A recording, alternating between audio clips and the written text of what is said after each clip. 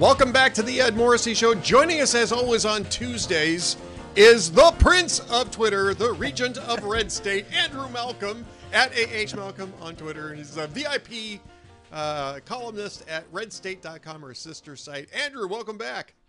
Thank you, sir. It's good to be here, as always, for all these many years, Edward. Well, indeed. Now, we've got a few things to discuss today. First off, my condolences on the Ohio team not winning the Super Bowl yesterday. Oh, yeah. They gave it a good shot, though. They sure did, yeah. There's a wonderful history, and I won't bore people with it, but the Cincinnati Bengals sprung out of Paul Brown, who was the longtime coach of the Cleveland Browns and their namesake, getting fired in 1962 by that jerk Art Modell. So he went to Cincinnati and founded another team with the same colors. And his son runs it. And his son is a very nice guy. I've corresponded with him a little bit over the years. So yeah, I was kind of cheering for, I didn't have a favorite yesterday. I was kind of cheering for them. And the Rams, they abandoned Ohio in 1946, those jerkwads. But here's one of, I gotta share this. They abandoned Cleveland in 1946. The Browns played in the All-America Conference, champions every year until 1950, when they joined the NFL. The first year they're in the NFL, they play in the championship game against the Rams.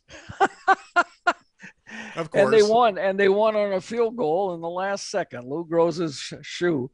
That's when guys play both ways. So they won their first year in the league, unlike, say, the New York Jets. Are you listening, Jazz? Anyway, yeah. So tell that, but they'll be back. That Joe Burrow is really good. Yes. He's an Ohio kid, and he's really good. He's surprisingly poised for a young guy, and I agree. I wish Cleveland Browns beat them twice this year. So I don't wish them well in the regular season, but I would have been happy for them yesterday. Well, the same here, because I'm a Steelers fan. So, I'm used to rooting against the Bengals. I was just really rooting for a good game, and we got one yesterday. But it was pretty good. Yeah, it was a fun game to watch. And, that Cup guy is amazing. He is amazing. Yeah, he's just amazing. I just want to offer my congratulations to the Cleveland, Los Angeles, Anaheim, St. Louis, Los Angeles Rams. And all of their fans, all three of them. And all three of them. All three of them. But the one thing I did notice, though, Andrew, and to bring this back around to politics, is that there were an awful lot of people without masks on. And when I say an awful lot of people, Andrew, I'm talking about the wealthy celebrities, not the hoi polloi that were required to wear masks inside the stadium, but the wealthy celebrities in those celebrity boxes that were those luxury boxes, who weren't having to do anything, didn't have masks on. J-Lo, Ben Affleck, Matt Damon, Jay-Z. No mask on Jay-Z. No, LeBron James. What's his name? Who's the?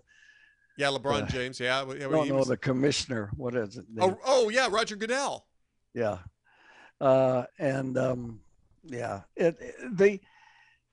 The hypocrisy is so overwhelming, and it's almost become trite now, because they've been getting caught time and time again, and they just don't learn their lesson. Remember Nancy Pelosi at the hair salon?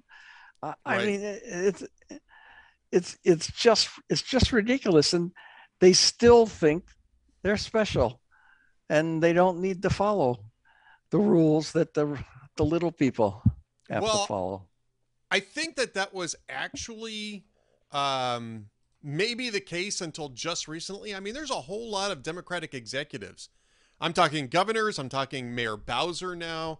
Eric Adams to some extent maybe in New York, but Mayor Bowser in Washington, D.C.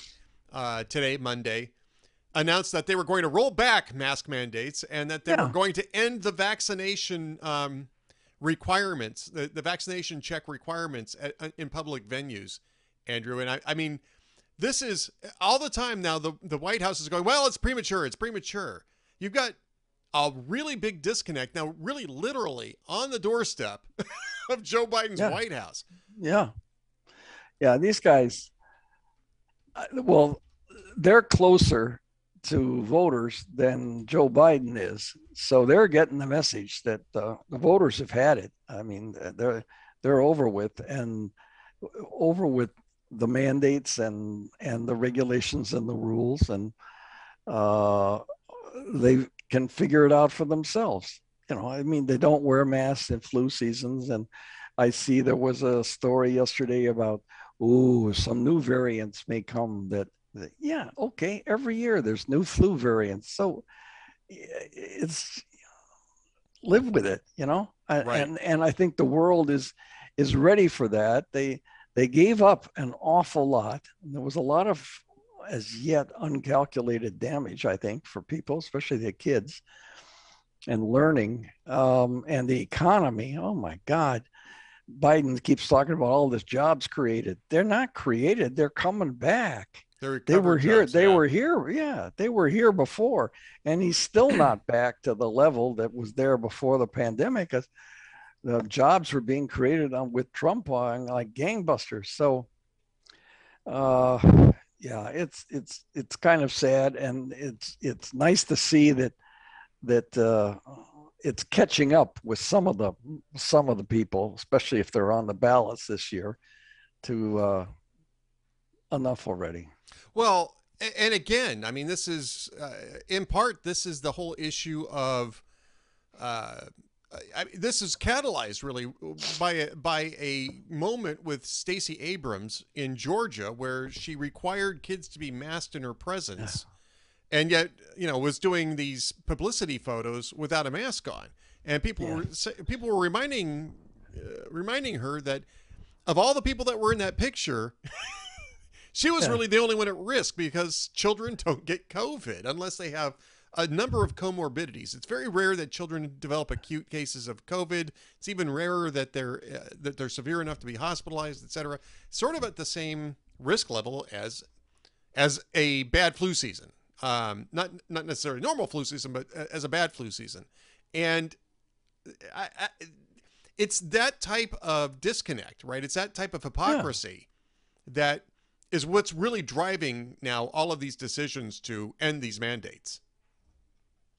And a lot of anger, I mean, the truckers in Canada and a lot of people in the States, the annoyed at the Karens, and it's just become such an what's the word? An anger generator that the sooner we can get it over with, the better, and just let it go. If people are ready to put up with it, to put up with the risks, then put up with the risks. I mean, right.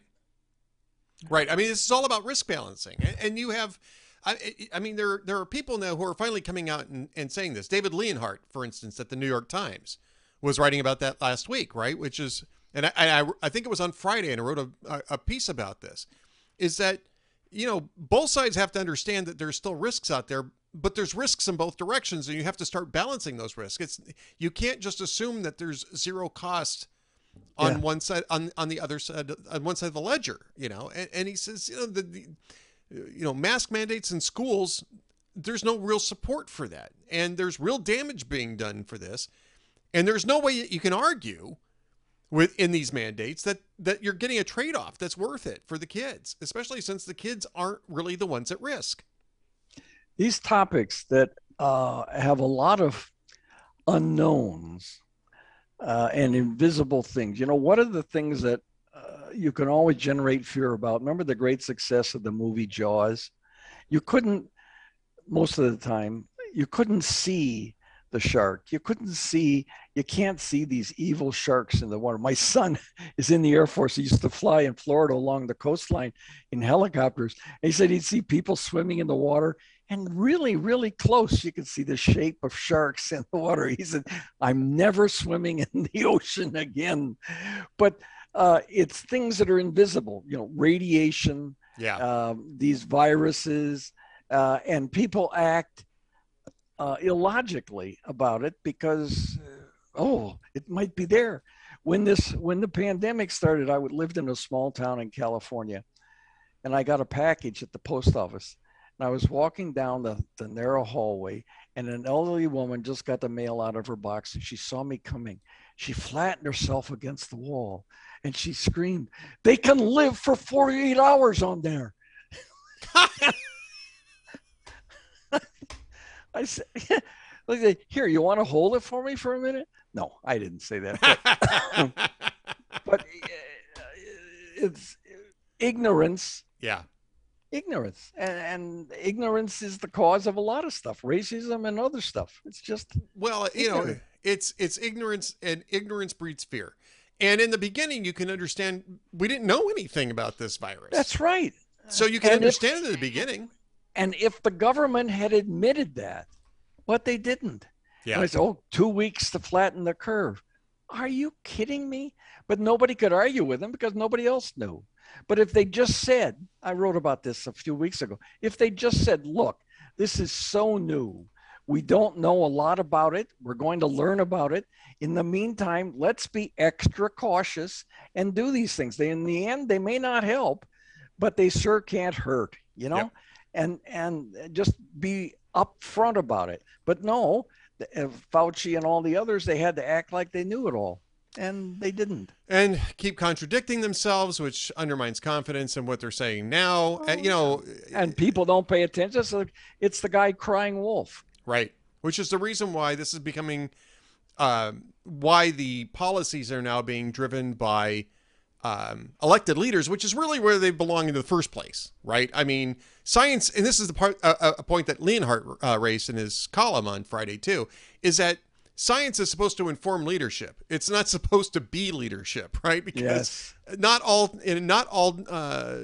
science is just one interest in public policy. You want your public policy to be as fact-based as possible, but you also have to serve values. You also have to serve needs, and those are served in the political process. And that's the reason why you elect leaders, either in the executive, and legislative branches, to balance those roles. Key word there, balance. Balance, exactly. So speaking of balance, the balance of power in Europe is being challenged right now, Andrew. And I know that you've written about Ukraine. I've written a lot about Ukraine. And right now, it looks like Russia will probably invade Ukraine. I think it'd be a monumental error on Putin's part to do it. Looking from the outside in, at least. I mean, I'm not sure what it looks like from Moscow, how all this is going to work out. But I mean, another invasion and occupation, 42 years after Afghanistan is probably not a great idea for Russia, which has even fewer resources than it used to have 42 years ago. On the other hand, I mean, they've been building up to this thing for years now.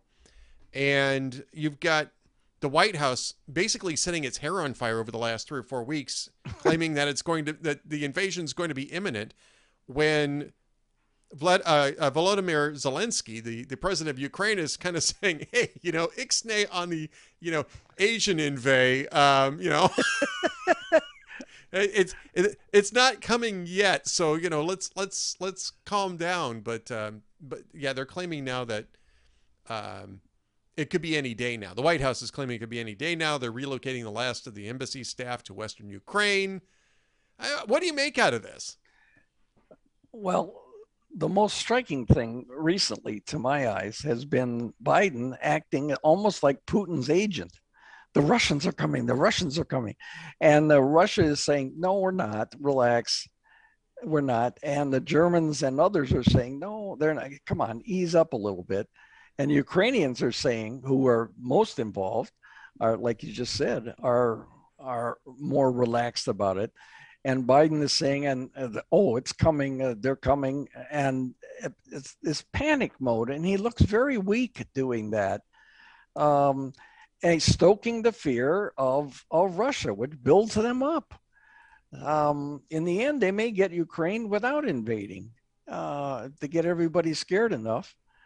They had Ukraine for centuries under the Russian umbrella. The Tsar took it over, I think originally from the Ottoman Empire, long time ago. And Putin is trying to build his own legacy of restoring a greater Russia, maybe not great Russia, but greater Russia. Yep. But it's just so sad. And you look at the body language in the last time Putin and Biden met. Biden is nervously leaning forward, talking. The way he talks to fill the void, because if there's a void, people might find out he's empty. And it's just talk. And next to him is Putin sitting there with his jacket open, leaning back like he's waiting for a beer. He could care less about it. And it shows you the regard they have for Biden. And that's not just a threat with Russia, but China and Taiwan, they can see that Biden is weak. The last thing Biden could do realistically is have a military involvement somewhere far overseas. Taiwan is literally, the parts of Taiwan are a mile from mainland China. Ukraine is right next door to Russia. Right. North Korea is launched a week or two ago, launched a hypersonic missile. That's 10 times the speed of sound. It's Mach 10. That's like 4,000 miles an hour. You can't shoot at that.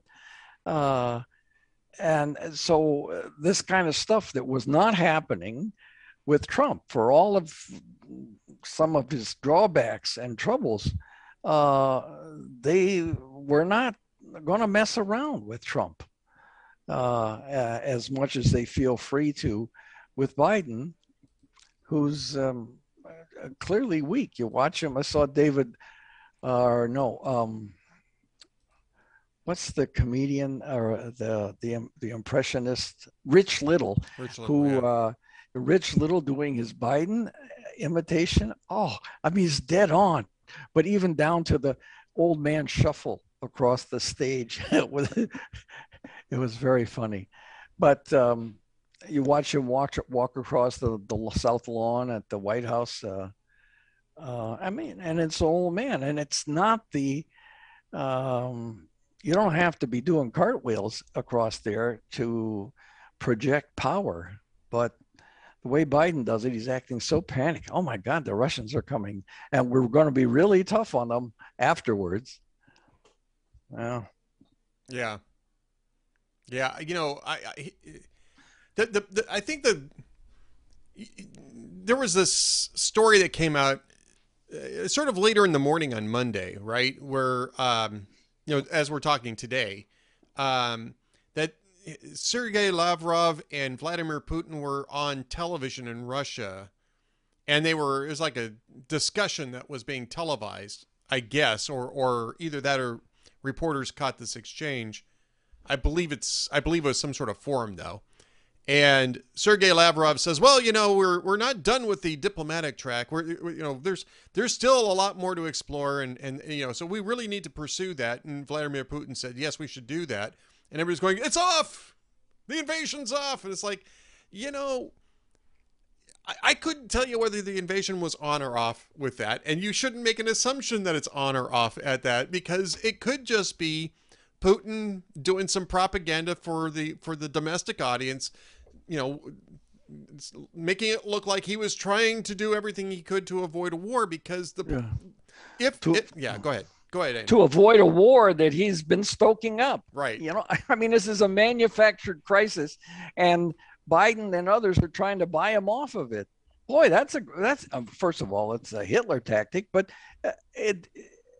that's what bullies do. If you don't do this, I'm going to do that. Oh, we better appease him. Well, Yeah. you don't pay ransoms.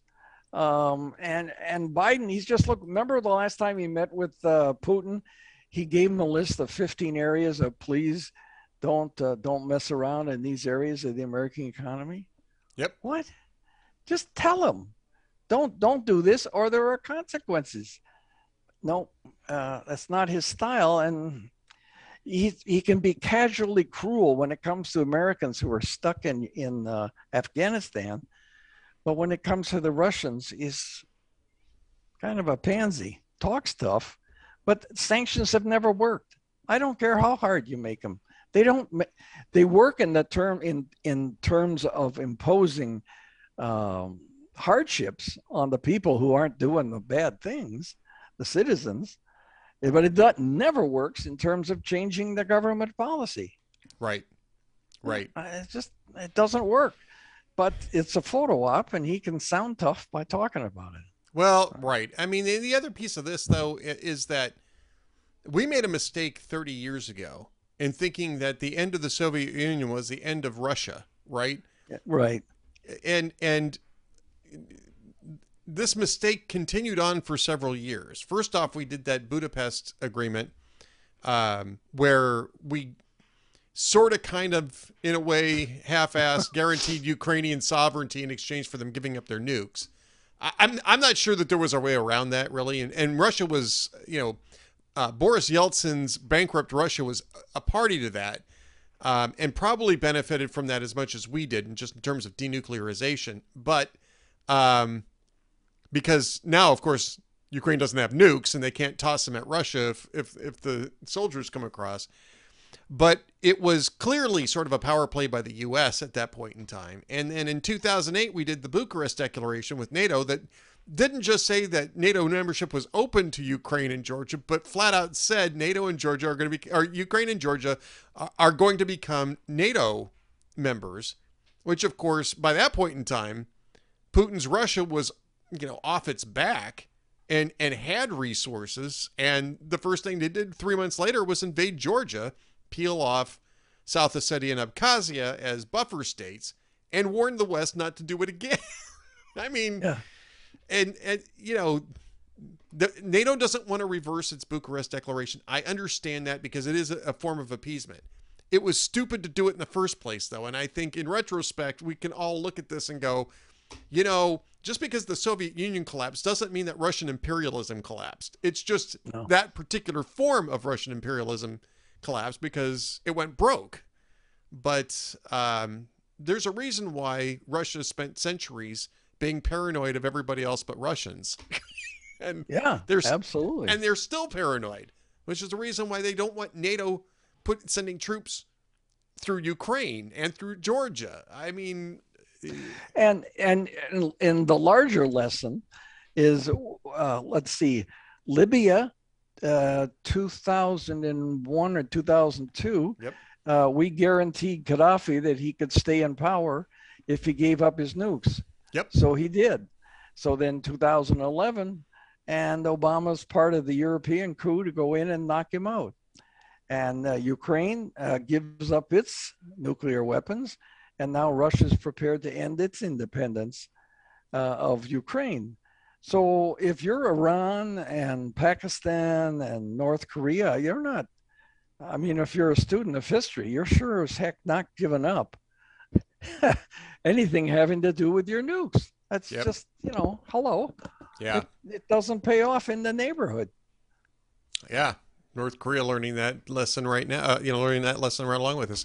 All right, let's change topics here for just a moment, because I want to get to a really touching column that Andrew wrote for Red State, the VIP column, A Valentine Love Story with an Inevitable Ending. And if you are someone who has loved a pet member of your family as dearly as Andrew did with Jamie, then you know exactly what Andrew is writing about. But he does such a good job. It's such a touching essay.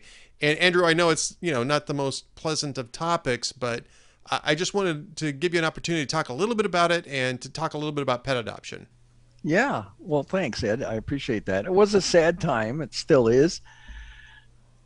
He was an older guy, and his body was failing, and we tried to make his last few months sort of like a hospice to keep him comfortable and happy and well fed. His appetite was wonderful, which is why I didn't take the initial advice from another vet to maybe let him go.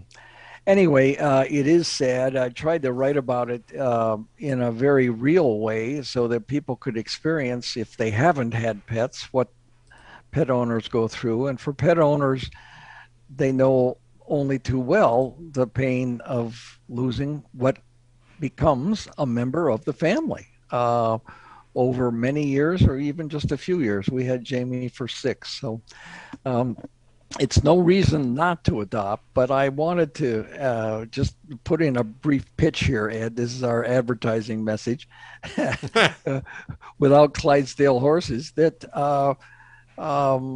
it's a wonderful, you think you're doing a good deed, and you are by adopting a pet. There are millions in need and thousands of shelters with volunteers working every day around the clock to take care of these critters, many of whom have been abused, stranded, they get lost, and you give them a home. You think you're doing a good thing, and you are, but you don't realize going in, as I did when I started volunteering at a shelter, that you get so much more back, not just from volunteering, but from a pet ownership. They are more loving, I think, than other animals. I've had both purchase dogs and adopted ones. So anyway, this is a pitch to think about it before you go and buy a commercial animal. You just go into Google and put in pet shelter with your zip code, and you'll get the nearest one that you can go volunteer, donate money, food, just a little bit of time, walk a dog, give them some companionship, and perhaps adopt in the end. That's what happened to me, and it's a very sad time, but I wouldn't give up a second of it for all the sadness in the world. It's just so rewarding. So thanks, Ed, for that, and well, thank you for a great column. Go and read it. Thank you. Thank you for a great column. And again, pet adoption is the way to go. So be sure to check that out over at Red State, redstate.com, in the VIP section. And from there we go to a slightly more pleasant topic of the jokes of the week. Andrew, what do you got for us this week? Well, they're reruns from the past. We've got let's see. Jay Leno replay. He said, tonight's our last show after 22 years. So much has happened in that time. The saddest part, though, over all those years is OJ never found the real killers. Jimmy Fallon points out, he said, the National Chicken Council says Americans will eat over 1 billion chicken wings on Super Bowl weekend, and as many as 3 pieces of celery.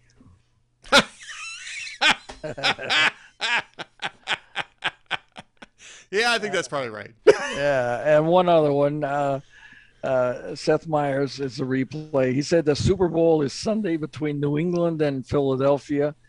The winner determines whether Philadelphia is burned to the ground by happy fans or angry fans. Well, as it turned out, Los Angeles had that same problem. Yeah, Los Angeles did have that same problem. I don't get that. I wasn't aware that anybody in Los Angeles cared about sports enough to do that. So there you go.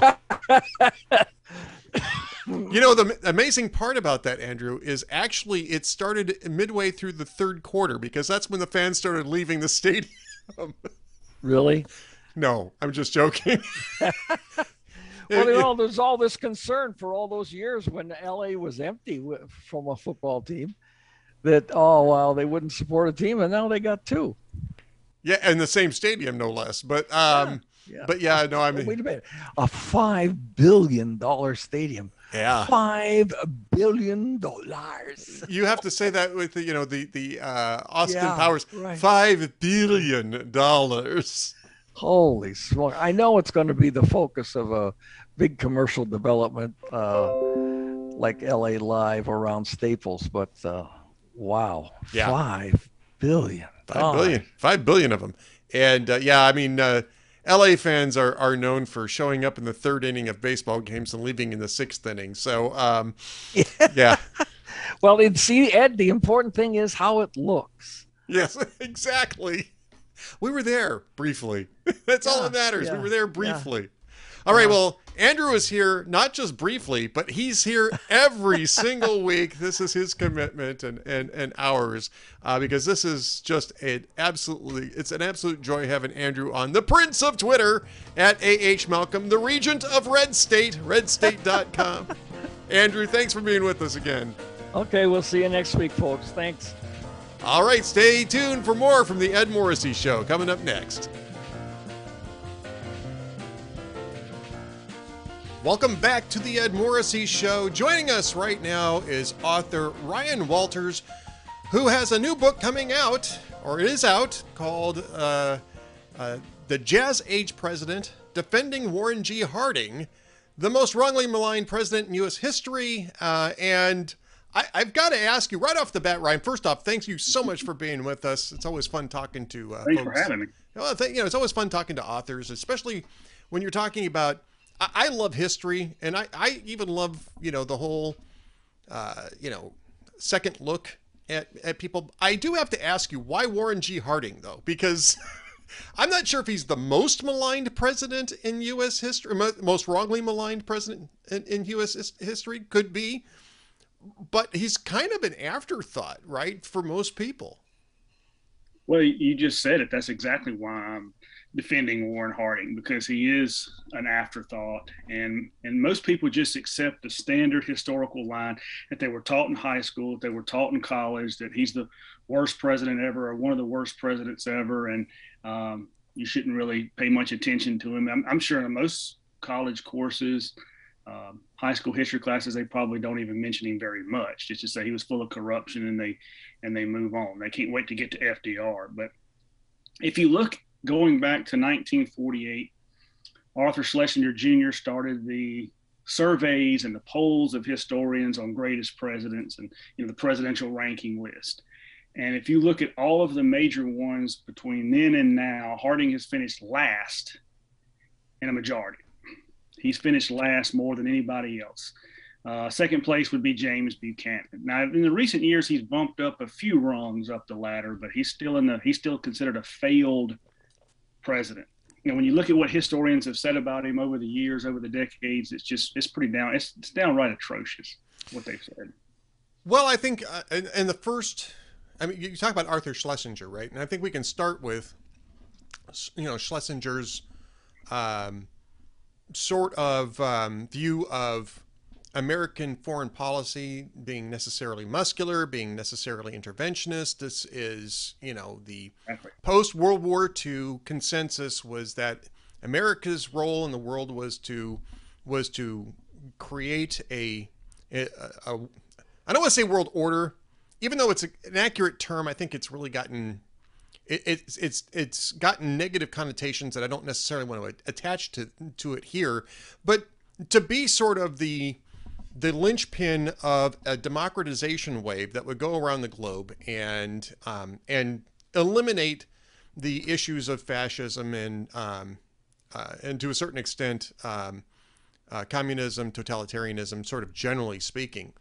And Warren G. Harding impeded that. That was Woodrow Wilson's big push right up until the time he had the stroke in office, was the League of Nations, and Warren Harding is the guy who put a stake through the heart of that. And so I think starting in that post-World War II era, you had this whole idea that had we had a robust League of Nations, you never would have had World War II, which I think is a really foolish take on it, but that's been sort of that was at least at the time that sort of consensus, is that it was our failing because we didn't follow through on the League of Nations. Yeah, absolutely. That's what they say. Zero evidence to support that at all. The League of Nations didn't have any teeth at all. They didn't do any, Japan was a member of the League of Nations. How well did that work out in the Pacific? Not at all. When Japan started their rampage, they just got up and left and said, we're no longer in the league. We'll do what we want. So it was a failed organization. Of course, I don't believe in those kind of things. Neither did Harding. But you're right, the crusade that Wilson had us on, and understand Harding was in the Senate. He voted to declare war on Germany, and of course supported the war. But when you look at the aftermath and the things that happened during the war, what happened with the economy, and the government just takes over the entire economy. Taxes went through the roof. We just had an income tax that started in 1913. And it was just paltry. It was just a couple of percentage points. Even if you were a Rockefeller, you would have paid 7% at the most. During the war, by the time the war ends, the top tax rate is 77%. Everybody's paying it. The crackdown on civil liberties. People were thrown in jail for opposing the war. Right. Upton Sinclair was put in jail because he stood on the street corner and read the Bill of Rights out loud in public. He was put in jail for it. So Harding came in and said, we need a return to normalcy. And you got to put him in context. We'd been on a 20-year progressive crusade since TR. And then, of course, Wilson was on steroids, and you've got the income tax, federal reserve, all of these things that are happening, the war. Then you get the so-called Spanish flu pandemic that breaks out. 1919 was a year of horrific violence, racial violence, terroristic bombings, labor strikes. Then a depression hits in 1920. Yeah, the people were ready for a return to normalcy, and that's what Harding brought. So we're not going to any more crusades. We're gonna cut spending. We're gonna cut taxes. We're gonna put things back like they were supposed to be. Interesting too, and I mean I totally agree with you about the League of Nations explanation. I mean the Versailles Treaty was really the and it was known at the time too, by the way, as nothing more than a 20-year truce. And yeah. It turned out to be deadly accurate. It was exactly 20 years after Versailles that World War II broke out. So yeah, the League of Nations thing was, it's a silly distraction, I think. Now, that being said, there were other issues with Warren Harding, but we'll get to those in a moment. Let's focus on the economy, because I think that you hear Calvin Coolidge get a lot of credit for the economy of the 1920s. And then Herbert Hoover gets the blame to some extent for the abrupt ending. You know, it's always, it's not the fall, it's always the sudden stop at the end, Ryan. Exactly. That's the problem, right? Exactly. But I mean, that did start under Harding. I mean, those economic policies began under Harding, and Calvin Coolidge continued and refined them. Yeah, exactly. And I give Harding credit. That's what I want. One of the things I do in the book is that, yeah, Coolidge, and that's why Coolidge was always in a failed category, but he's come up considerably, and I think a lot of it has to do with how bad the economy's been over the last, well, since Obama anyway. It's just been terrible, and the spending and the debt, and people have looked back at what happened in the 20s. But Harding's the one that started it. Now, he brought Coolidge into the cabinet. He was the first president to do so. So Coolidge was part of it. The Secretary of the Treasury, Andrew Mellon, was there, and of course, a lot of it has to do with him as well. But it was a return to laissez-faire economics, to retrenchment, what the founding fathers called retrenchment, to retrench. We began to not intervene to stop the depression, but to institute true conservative measures. Taxes went from 77% to 25% during the 1920s. Spending was cut more than 50%. But at the same time, the economy boomed, revenues grew, the national debt was reduced by a third, even though we cut taxes 4 times during the 1920s. So it's the greatest period of economic growth we've ever had. And it wasn't because of government intervention, it was because of government backing off and freeing up the economy, freeing up business. Yeah, the business of America is business, as Coolidge later said. But right, these policies started under Harding. The boom started under Harding. I mean, that was,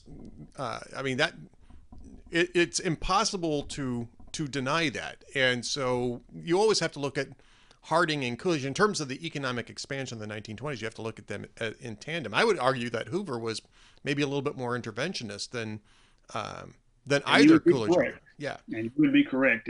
Historians lump them all together. Harding, Coolidge, Hoover. They were the 3 Republicans of the 20s, early 30s. Hoover was a progressive Republican. Right. when Harding picked him for Commerce Secretary, a lot of members of the Senate who were conservatives did not want to approve him.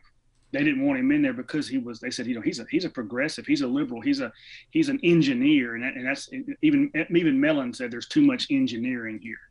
They didn't want him, but Harding insisted. Said he's a Commerce Secretary. He'll do a good job there. Of course, he became president. Coolidge didn't like him at all. Coolidge called him Wonder Boy. And he said, that man's been giving me unsolicited advice every day I've been president, all of it bad.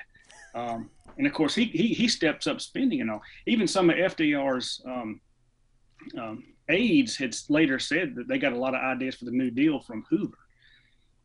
So right. Hoover increased taxes. Hoover raised tariffs. Hoover increased spending. That's not Harding and Coolidge. That's more akin to FDR. Right. Smoot-Hawley was super. Anybody who's watched Ferris Bueller's Day Off should know the Smoot-Hawley bill, right? Yeah, everybody. You have to, especially if you're of our generation. Now, I tell my students that, and they look at me like I've lost my mind or something. They've never, who's Ferris Bueller? I don't know if these kids watch today. I talk about movies in class and have never seen any of them. I gotta do a tangent here. I walked in with a T-shirt on that had it was a joke about from The Princess Bride. It was like a dictionary definition of inconceivable, right? And it said one, and then the typical dictionary definition of inconceivable, and two, not the word that you think it is. And I'm at a fast food place, and this kid behind the register, who's a really nice kid, looks at it, he's going, "What is that?" And I said, "It's from The Princess Bride." He goes, "What?" It's like, okay, now I have to leave. And a guy my age behind me is laughing. Okay, all right. So we'll put Princess Bride and Ferris Bueller aside for a moment. This is a picture of a presidency that's going in the right direction in terms of economics, and arguably in a correct direction in terms of foreign policy. But Warren Harding, I mean, there was other issues with Warren Harding. There was the Teapot Dome scandal. There was some personal scandal that came up during his presidency. And I mean, I guess we're kind of inured to scandal these days, right? But that may not have been the case in the 1920s. Tell us a little bit about Teapot Dome. Tell us a little bit about Warren Harding's personal scandals and how that might have colored his perception in history. Well, that's the big thing. Of course, it's all of it, because so many historians admire Wilson and FDR. So if they admire Wilson and FDR, they're not going to like Harding. I was looking at reviewing the latest C-SPAN presidential survey, and Harding was 8th from the bottom. And economic handling of the economy, I think he was ranked 38th or something. FDR was ranked 3rd, by the way, in handling the economy. Of course. Yeah, exactly. That just goes to show you who's doing the surveys. Again, he doesn't give a lot of credit for foreign policy. He did a lot of things in foreign policy. The Washington Disarmament Conference, withdrew troops from the Rhineland and the Caribbean. A lot of good things he did, but it's the scandals is what they'll point to. Of course, if you look at other scandal-ridden administrations like Grant had 8 or 10 scandals. Harding really had 3. And the thing is, it's kind of hard to judge him because he died in office. Yeah, I was going to ask about that next too. Yeah, because he didn't get a chance to complete his term. Yeah. It's tough. He was doing something about it. The scam in the Veterans Bureau, a man named Charles Forbes headed that. He had skimmed about $2 million from the construction of veterans hospitals. Harding violently confronted him in the White House. The scandal in the Justice Department, Harding had confronted the individual who was responsible for that and said, "You're going to be arrested for this. We're going to, you're going to be prosecuted." The man went home, burned his papers, and shot himself. So Teapot Dome, he starts hearing about Teapot Dome when he is on a westward trip. He's actually the first president to visit Alaska, and he was going to come back down the western coast of California. And of course, Teapot Dome was about leasing oil reserves. We had naval oil reserves in the West. Teapot Dome, Wyoming was one of them. That's where it gets its name. There's one in Elk Hills, California. That was under the control of the Navy Department because it was used for the Navy in times of war or whatever. Not supposed to be leased to private oilmen. Secretary of the Interior, Albert Fall, convinced the Navy Secretary to transfer those oil reserves to him. and they were under the Interior Department. He said, well, they should be under the Interior Department. I'm the one that handles national lands and that kind of thing. And then he privately leased those to two oil men to use. And of course, he was getting bribed. He got over $100,000 in bribe money to do that. So that was really the scam. One scholar said this was rather a rinky-dink scandal by today's standards. Right. Some scandals. I mean, this is kind of rinky-dink. But Harding found out about it on that trip. Hoover was on that trip. And if you read Hoover's memoirs, he said that Harding came to him and said, look, I know there's a big scandal going on. And what do I need to do about it? Should I put it out there? And, or what should I do? And Hoover says, yeah, let's publicize it. You can get credit for, bringing this to an end. And of course, he ended up dying on the trip. So it's kind of hard to blame him for that because a lot of it didn't come out until after he was already dead and gone. Yep. But Albert Fall was prosecuted. Albert Fall went to prison. He was the first cabinet member to go to prison. So the point is Harding did something about it. Look at Grant's administration. He didn't do anything about any of the scandals. And in many cases, defended the people who were guilty.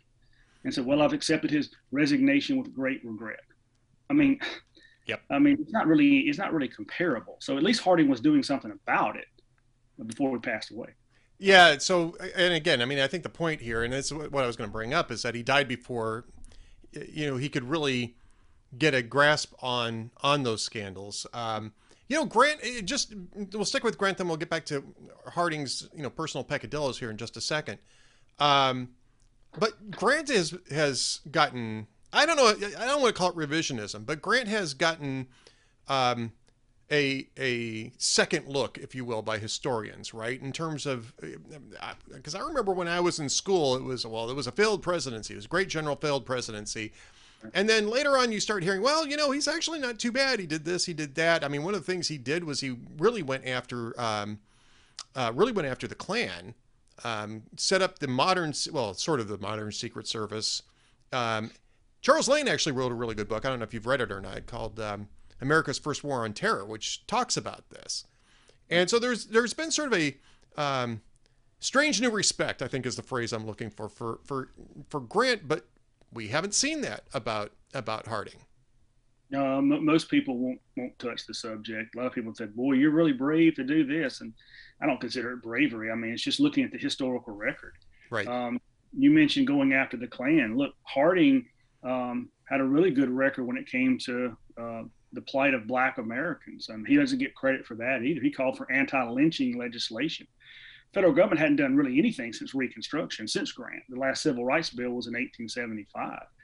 Harding came in and not only called for anti-lynching legislation, he spoke to an all-Black college. He gave a speech in Birmingham. I mean, think about this. He went to the heart of the old Confederacy, Birmingham, Alabama, gave a speech. Obviously, there was a segregated audience by saying we got to treat Blacks as equal citizens. We shouldn't treat them like that. Now, you talk about political courage to go to Alabama and say that. Well, especially given who preceded him. Because Woodrow Wilson was one of the most racist presidents we ever had. I mean, absolutely, he had resegregated Washington D.C. and tried to get a bill passed to make racial mixing a felony in Washington D.C. So yeah, Wilson was a notorious racist. Yeah. All right. The personal scandal. We can talk a little bit about the personal scandal. I don't want to give away too much because, of course, we want people to buy your book, right? The Jazz Age President Defending Warren G. Harding, which is coming out from Regnery right now. But we should probably at least touch on the personal scandal because, that's not really news these days either. Oh, good grief, no. The personal scandal is his supposed dalliances in the White House.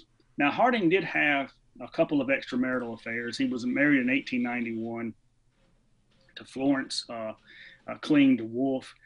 She had a child in a previous relationship. She had a common law husband, and I think he kind of ran out on her, and her father had disowned her. Her father was the richest man in Marion, Ohio, which is where Harding was from. And I don't know how much of a real personal relationship they had. They never had any children, but Harding had a couple of extramarital affairs early on. But the scandal is he did all this in the White House, and he had all these women, and one of the extramarital affairs was Nan Britton, which produced a daughter, which we now know from DNA was child. At the time, they didn't know that, obviously, but she wrote a book called The President's Daughter in 1927, which was so bad that publishers wouldn't touch it. She had to get it self-published, but she said she used to sneak in and go to the closet off the Oval Office, and they would, have their fun and that kind of thing. None of that true. Harding had knocked a lot of that off when he became president. I have three primary sources that I use from people that worked in the White House, including a Secret Service agent that said no women came in here and got together with Warren Harding. He didn't do any of that kind of stuff. And this Secret Service agent, Edmund Starling, actually knocked down a lot of things as far as his behavior. You watch these films and things, and they throw these jokes about Harding and stuff, and he was, the poker and liquor and all this kind of stuff, and these wild parties in the White House. These people said none of that stuff happened. None of it happened. A lot of that was political attacks, and historians have taken those political attacks and just carried them forward. And over the course of 100 years, they've become fact, quote unquote fact. Yep. But you can find primary sources to dispute a lot of the myths, and I take care of that myth and 7 others in the book. What's your favorite story in the book? I got to ask that question. I mean, whenever you see these books come out, there's always going to be some good, colorful stories that people are going to really enjoy. What was the favorite one, if you want to share one from the story? Well, I really enjoyed it. And again, this is not a full biography of Harding. I do talk about his life and a little bit about where he came from if people are unfamiliar with it, but I really enjoyed the sections of the book when I talked about how he really was as a person. He didn't like formality. He was a people person, liked people. He didn't like politicians. He didn't like stuffy academic type people. He just liked regular people. And there was a story when he was president, and they were going out to play some golf with his friends. And he told his friend, Mr. President, he said, no. I'm Warren. I'm Warren Harding. We're just out here playing golf. That's what he would tell people in Marion. I'm Warren. I'm not Senator Harding. I'm not President Harding. I'm Warren Harding. And that's what people called him. And so he had a kindness about him. There's a story by a New York Times reporter who did not like him at all, but wrote in his memoirs how kind he was. And he'd gone to Marion and said, I'm going to try to find some things about Harding. And he just started talking to people in town. And the stories that he got was, how he helped me when I was down on my luck, and he brought Christmas presents to my kids and things like that he did around town. And he said, I never found the same story twice. Everybody had their own story to tell about Harding. So Harding was a very warm, kind, and caring man. His personality was diametrically opposed to Woodrow Wilson, who had an arrogance about him. So that's really one of the favorite parts of the book. Well, and of course, the book is The Jazz Age President, Defending Warren G. Harding by Ryan Walters. And Ryan, I'm assuming this is going to hit the bookstores. Of course, it's going to be on Amazon as well, right? Amazon, Barnes & Noble. My previous book on the Apollo 1 tragedy was in Barnes & Noble. I had forgotten about that, Ryan. I had completely forgotten about that. My father worked on the Gemini, Apollo, and Space Shuttle missions. And I had forgotten that you'd written about that. They wouldn't let me anywhere near it. I just look at it from a historical perspective. But the Apollo 1 fire that really helped put us on the moon, no question about it.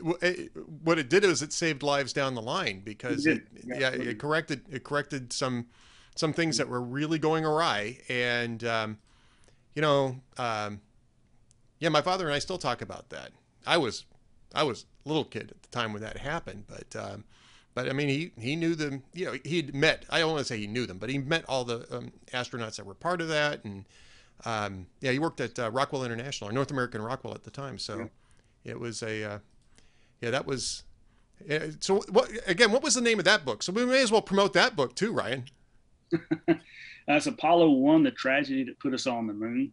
Regnery History did it as well. So it came out last May. All right, so Regnery History, we may have got to get you back on to talk more about that because that's fascinating. Love to. Regnery is also the publisher of The Jazz Age President, Defending Warren G. Harding. And of course, just full disclosure, Regnery is a subsidiary of Salem Media, as is Hot Air through Town Hall Media. So just so we have all the disclosures out on the table, that's where that's coming from. But Ryan, do you have a website that you'd like people to go to, or is there a book website that you want to point people to? Some social media links that you want to mention here? Yeah, I have a personal website, ryanswalters.net. You can find me on Facebook. My Twitter handle is Ryan S. Walters 73. I'm pretty easy to find. You can just Google my name, and I have old friends that Google me all the time. So I typed your name and it came right up. So I don't try to hide on the computer. I'm readily available. People can visit my website. There's links to my books there, and my personal email address is there. It's ryanswalters@reagan.com. Anybody can shoot me an email anytime. I'm a pretty open guy. Well, Ryan, I guess I'm going to be shooting you an email from time to time, get you back on here to talk about other things. Thank you so much for being with us. Thank you, sir. I appreciate it. Ryan S. Walters. The book is The Jazz Age President, Defending Warren G. Harding. Go out and get it right now. Stay tuned for more from The Ed Morrissey Show.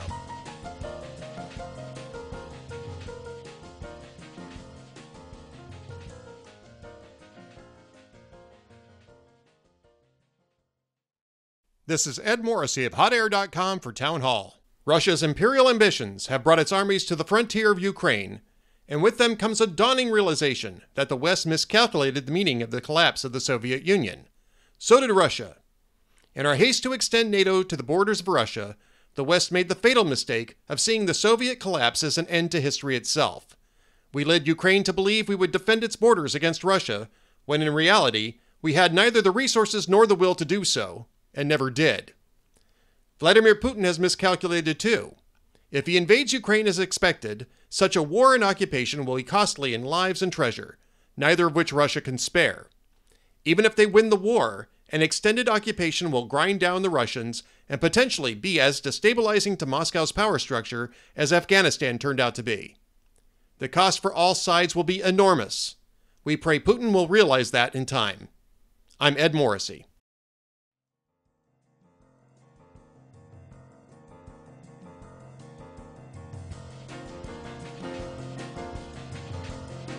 Welcome back to the Ed Morrissey Show and our podcast edition. Joining us now is our good friend Phil Kerpen from American Commitment.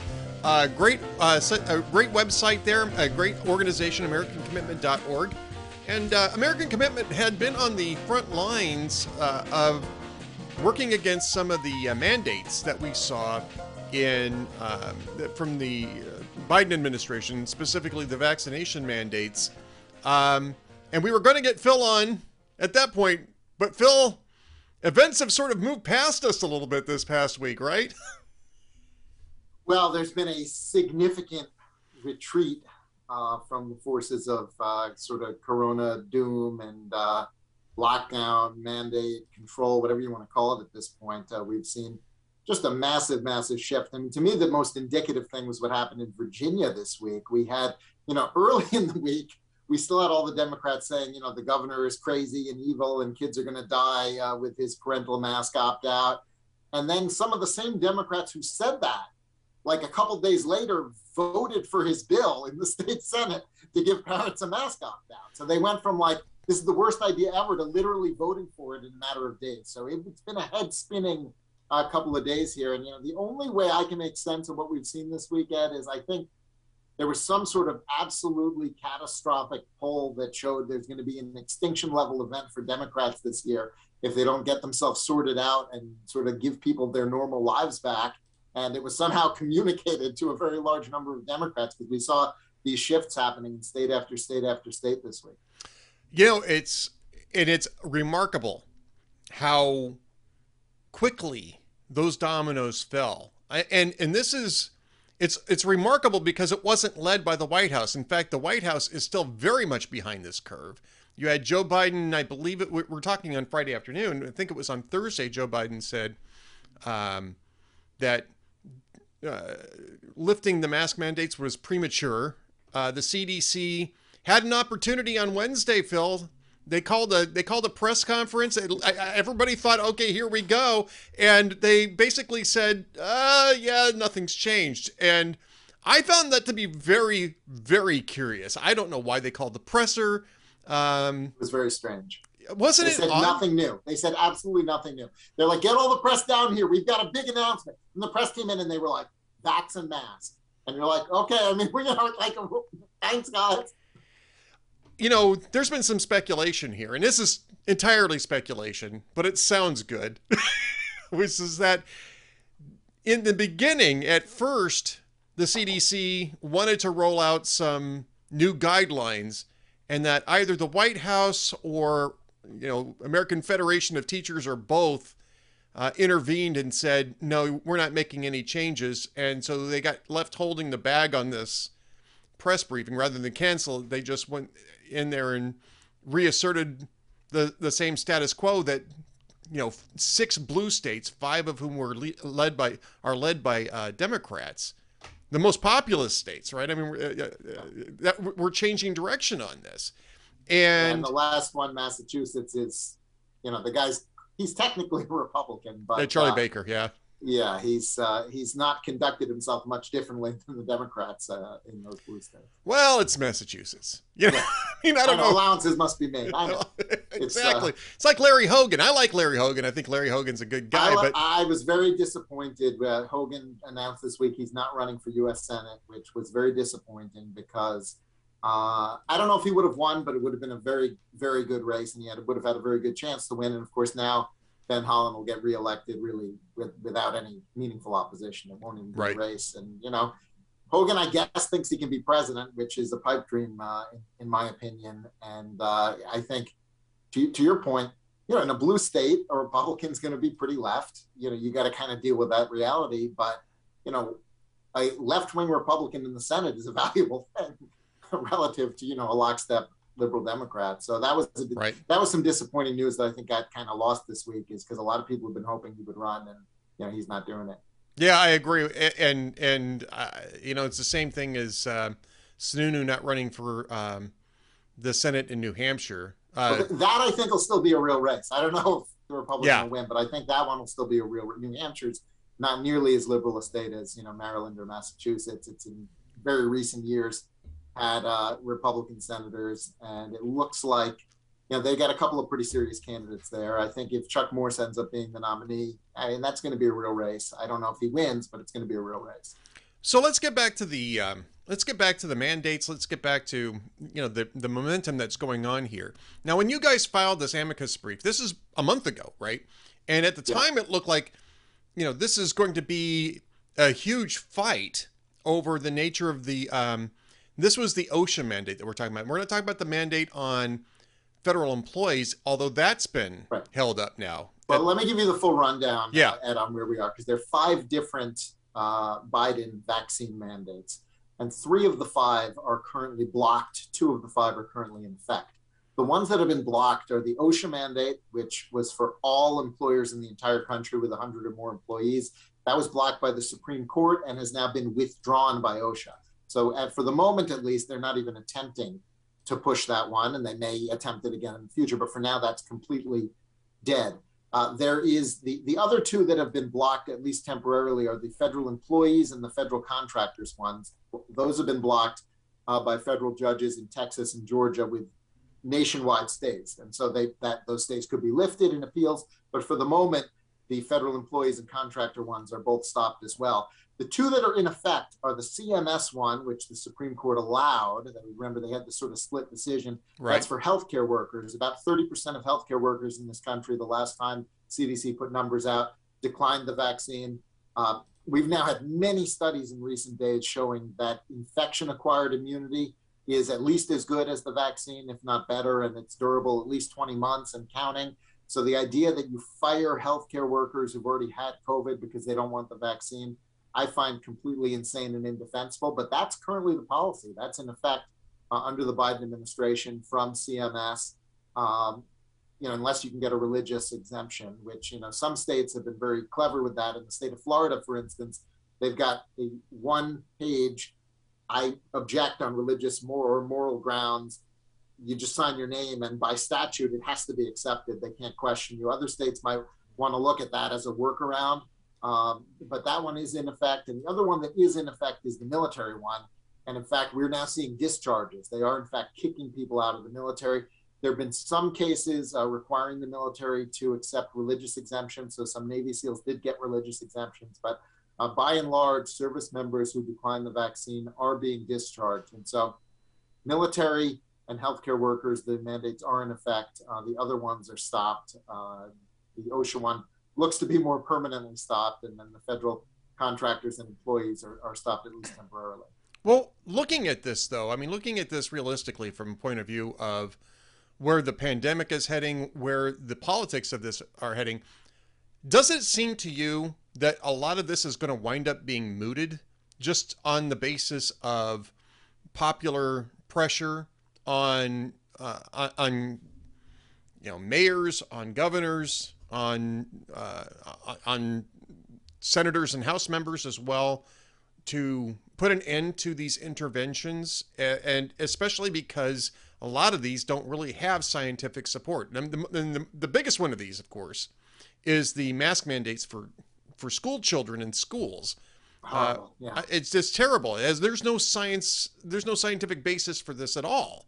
In none. fact, And none they've whatsoever. had like 2 years to try to produce something to justify it, and what they've produced has been so meager, and it's really, really disturbing that it went on as long as it has. And I'm happy to see this backlash finally, yielding results most places. And there obviously are still exceptions, and I worry that there's some places where this could go on really indefinitely. But we do seem to have finally turned a corner on that.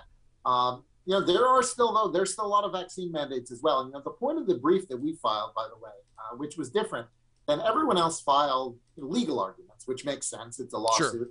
Sure. We did something a little bit different. We filed a science brief, and we worked with some epidemiologists on that. And the reason we did that is we think that the policy logic of basically all of the vaccine mandates has now been completely negated by changing facts on the ground. And what I mean by that, Ed, is with the earlier versions of the virus, the vaccines did significantly prevent transmission. And when you have a vaccine that significantly prevents transmission, you can make a very strong argument that when you're mandating it, it's for a societal benefit, it's for infection control, it's for prevention of someone being a danger to others. None of those arguments apply anymore with Omicron. The current vaccines with Omicron have approximately zero effect on transmission. They do still have a good effect on reducing disease severity, but that's a personal health benefit. And that would be like the government ordering you to exercise or to eat broccoli, or any of those examples from the Obamacare case that Scalia was like mocking. That's now precisely what these mandates have become, because it doesn't have an effect on others. We all saw vaccinated people get Omicron. Everyone got it in massive numbers during this past wave. And so the science has really dramatically changed sort of the factual circumstances behind these mandates. And the point of the brief that we put together was to say, guys, educate yourselves, understand what's happened, because there's no longer an argument for a societal benefit with the vaccines, with the way the virus has changed. It's now exclusively a personal benefit, and that really undercuts the logic of all of these mandates. So that was the point of our brief. Well, right, and I think that this is, in its way, it is also a legal argument, and I'll frame it this way, because I think it's important for people to remember that you have to have a rational basis for it's not enough to impose requirements on people. It's not enough for for you to have the legal jurisdiction to do that. And OSHA didn't. I mean, that's a whole other issue with the OSHA mandate. It just doesn't have that kind of authority. But you also have to have a rational basis for that. And the value in filing a science-focused amicus brief here in this case, and I know that you were working with Dr. Andrew Bostom and Dr. Jay Bhattacharya, who I've interviewed Dr. Bhattacharya before, is to undercut the rational basis argument as well as the legal argument, because and you focused exactly on this, that in order to have a rational basis for a vaccine mandate in terms of a workplace environment, or for that matter in terms of a classroom environment or anything else, is that you have to show that there's a rational outcome which addresses the state need. So if you can prove that vaccinations halt transmissions or even slow them down, that you might have a rational basis. But as we have discovered, and not just with Omicron, but also with Delta, is that the vaccinations are great for people individually, because again, it helps them to resist the disease. And there's no doubt on this. The numbers on this are dramatic. Well, if you haven't had COVID, I would agree with it. If you've had it, if you've had it, yes, yeah. So that's the only amendment I would make. Well, and that's also another piece of this too, right? I'll get back to that in just a second. But you can make the argument then that this is protecting other people, not just the person who gets the vaccine, and that's a rational basis for a mandate here. But when that part is cut out entirely, there is no rational basis, and it gets to the eat your broccoli and jog 3 miles a day argument, which is great advice, but nothing that government should be mandating on you. Right. And the Supreme Court decision in the healthcare worker case, what they basically said is they said this statute is different than the OSHA statute. The language here is very broad, and it gives the secretary the authority to impose infection control measures, and they remanded the case back to the district court, on that basis. They didn't uphold the stay that had been issued. Right. But that doesn't mean that it's legal. That means that the district court will now have to address precisely this argument. Is there a rational basis to believe that mandating this vaccine is an infection control measure? And I don't think that's rational basis standard is a very low standard. It isn't. So it's hard to win that argument. But I do think there's a very good argument, and the states are certainly making that now in these cases, that it fails that test. Right. I mean, you're right. It's the most basic test, right? I mean, this is the lowest level of scrutiny. But if you can't meet that lowest level of scrutiny, everything else kind of doesn't matter at that point. And to your other point that you just brought up is that none of these mandates actually account for what I would call exposure-acquired immunity. I mean, there's no such thing as natural immunity to coronavirus. Nobody is innately immune to this virus. But there is such a thing as naturally acquired immunity, which means exposure to the virus as opposed to vaccination. And in some cases, plasma transfers too, because plasma transfers can do this as well. But that's it's an esoteric little, very minor sidebar. But at any rate, the issue here is that these mandates ignore a very large class now of people who have been exposed to this virus, who've either been infected by it and recovered or never had symptomatic reaction to it in the first place. And the reason why it ignores this is because it's almost impossible for people to measure this in any really non-invasive manner. So, well, you need to have a blood test, but right. There are point of care tests that are pretty accurate now. You do a pinprick test.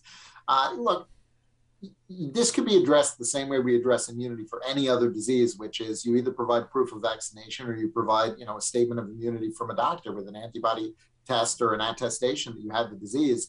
Yep. And so the idea that it's not workable to use proof of prior infection, I disagree with. I certainly think that you could do that. Well, I think you can do it. I'm just saying that I think that the government doesn't want to get into that. I think they want to keep the message extremely simple. Exactly. But the problem for them, Ed, is, I think that the overwhelming majority, maybe nearly all of the healthcare workers who decline vaccination have already had COVID. Yep. Most of these people have been working, in hospitals and doctors' offices throughout the entire pandemic. Some of them have had COVID twice. And what they're basically saying, and it was like 30% of healthcare workers the last time CDC did. It's probably lower now, but it's probably not that much lower now, because if you didn't have it a few months ago, you probably haven't had it since. And what almost all of them are thinking, I think, is I've already had COVID. I have pretty good immunity from having already had COVID. If I get it again, I've already been through it. It's not going to be as severe as last time. I know what it's like. It's fine. And people who've already had COVID have higher risk of adverse events. If I go get the vaccine, I'm probably going to be, maybe sick for a day or two. Mm-hmm.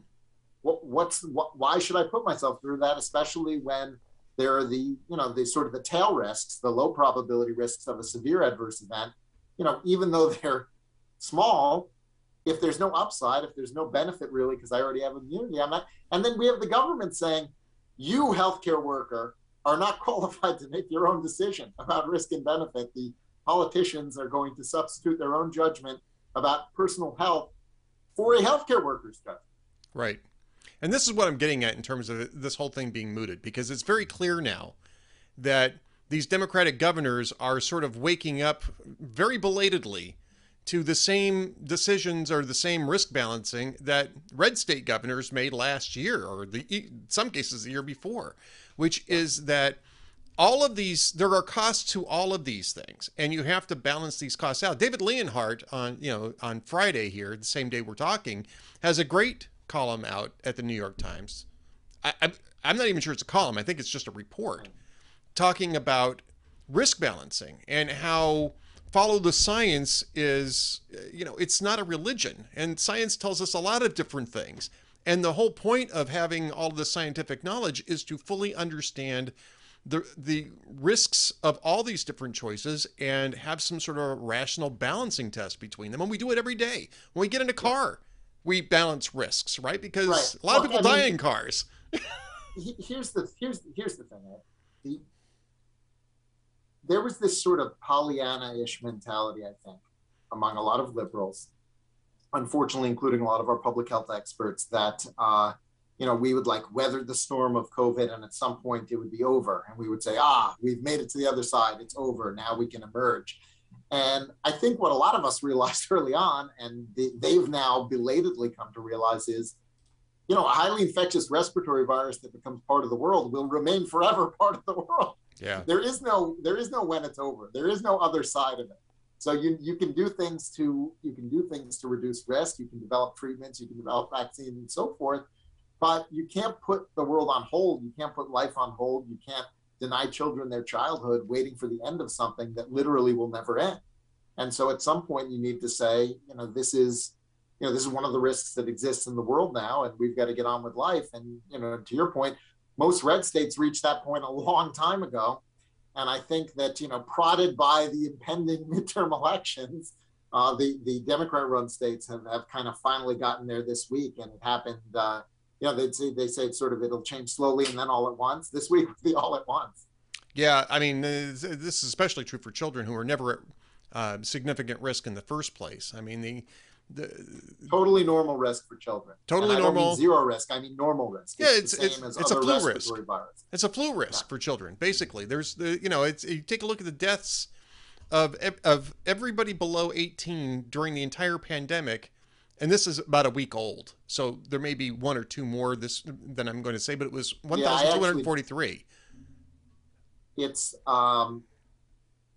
It's almost identical to flu, actually. If you use the CDC best estimates, they have a statistical model for flu deaths, because flu, unlike how COVID is obsessively overcounted, flu is very much undercounted for a variety of reasons the CDC explains, but they have sort of a statistical model.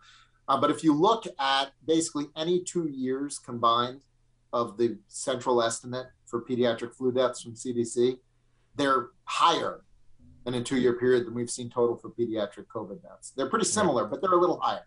The point being, there's always going to be a dominant virus. Any given winter, there's going to be one thing that's really going around that lots of people get. The past couple of years, instead of flu, it's been COVID. But that hasn't been a bad thing for children. If anything, it may have even resulted in slightly less pediatric death than if we had, say, H3 flu dominant in the winter. Right. That's hard to say, but it certainly hasn't been more. It's been very comparable. It's been on the same order of magnitude. Unlike for old people, it's been much worse. I mean, probably 10x worse for seniors. Yeah, but much worse. But for children, it's been very normal. Right. So, I mean, we don't have too much time left. I want to get back to American Commitment in a minute, but I think one of the most remarkable aspects of this past week and seeing this sort of domino effect for blue states finally joining red states and getting rid of mask mandates and restoring a sense of normalcy is the fact that the White House... Boston and Denver even got rid of their vaccine mandates for restaurants. They did. Yeah. And, the Oscars got rid of their vaccine mandates for attendance, too. I don't know if you saw that. I don't know what show it was. There was some award show I just saw where all the audience was sitting there, all the seats full, smiling. And then they showed the orchestra, which was children, and they were all masked. So yeah. There's still some progress that needs to be made in the entertainment industry, but yeah. Terrible. When do you think the White House is going to catch up to this? I mean, honestly, I'm stunned that the White House And we just got done talking about this a little bit, but I mean, when do you expect the White House to finally catch up to this?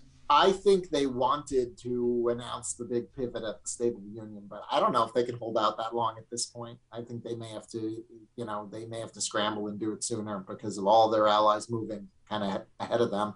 But I think, I think they now regret pushing the State of the Union so late. I think they picked that date because they wanted to be able to pivot and they weren't kind of sure when the wave would crash. But I think that was the plan. They may now move it up. So I think we may see something even next week, just because of how much movement we saw this week.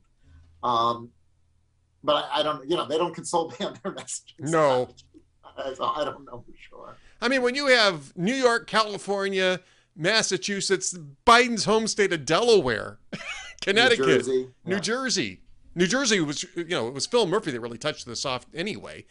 I mean, you've lost the thread at the White House. I mean, you are now leading from behind, and it makes you look very reactive and very much out of touch. And this is not something that this particular administration can afford to let slide for that long, I think. I think you're right. I think they try to move up the State of the Union if they can.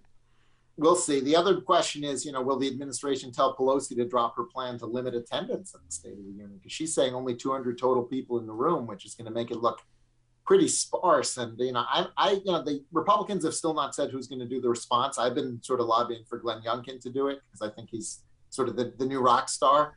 But if they do give it to Youngkin, I'd love to see them stage it like they did for McDonnell, where he has that packed House of Delegates chamber, and we could have kind of the half-empty Biden one and then have the packed response. I would love the contrast to that. So we'll see what they do with the response. But whoever gives the response, I hope it's not just a person empty in a room talking to a camera. I hope that they get a real crowd in there to kind of have a contrast with what Pelosi's doing. But to your point, I wouldn't be shocked if the White House tells her, like, go ahead and let everyone attend.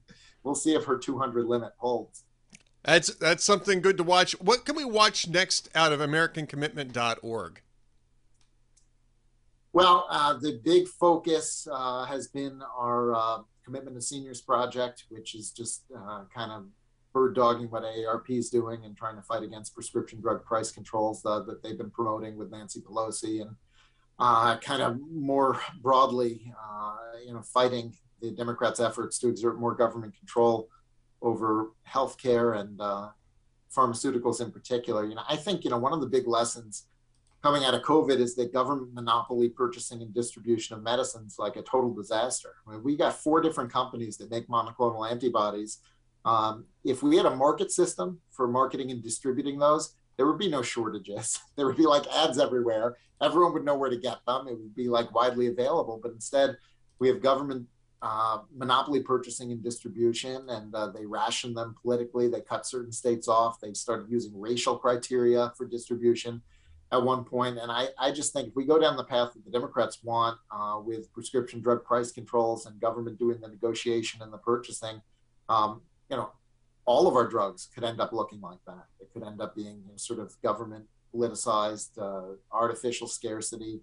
And so that's kind of the big one. That's a big project of ours. It's right. You can see that at commitmenttoseniors.org or on the main page of AmericanCommitment.org. You can get to it that way as well.